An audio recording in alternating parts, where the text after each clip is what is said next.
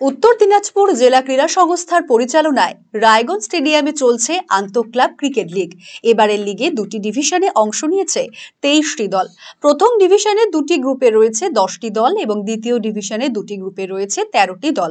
মঙ্গলবার লিগের দুটি খেলা অনুষ্ঠিত হয়। প্রথম খেলায় পরস্পরের বিরুদ্ধে মাঠে নামে দ্বিতীয় ডিভিশন গ্রুপ বির দুই দল রায়গঞ্জ অজয় সংঘ এবং নেতাজি পাঠাগার। টসে জিতে ব্যাটিং করার সিদ্ধান্ত নেয় রায়গঞ্জ অজয় সংঘ।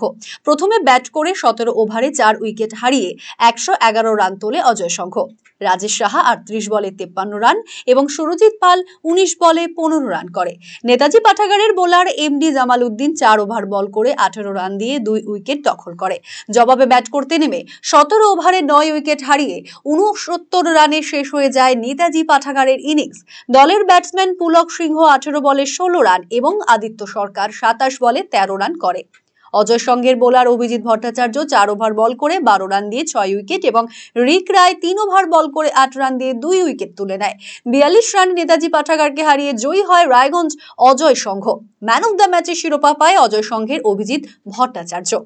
রায়গঞ্জ স্টেডিয়ামে চলা আন্তঃক্লাব ক্রিকেট লিগে মঙ্গলবার লিগের দ্বিতীয় খেলায় পরস্পরের বিরুদ্ধে মাঠে নামে দ্বিতীয় ডিভিশন গ্রুপের দুই দল রায়গঞ্জ অ্যাকর্ড এবং বিদ্রোহী।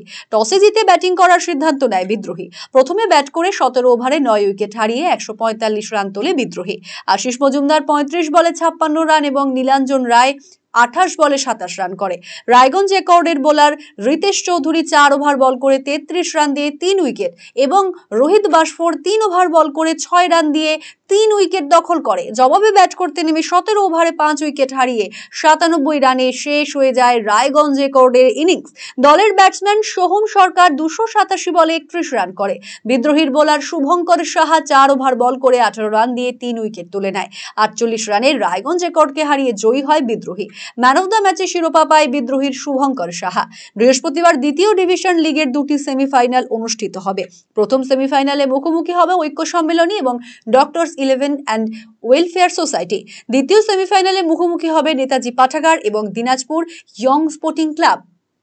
আরসিটিভি সংবাদ, রায়গঞ্জ।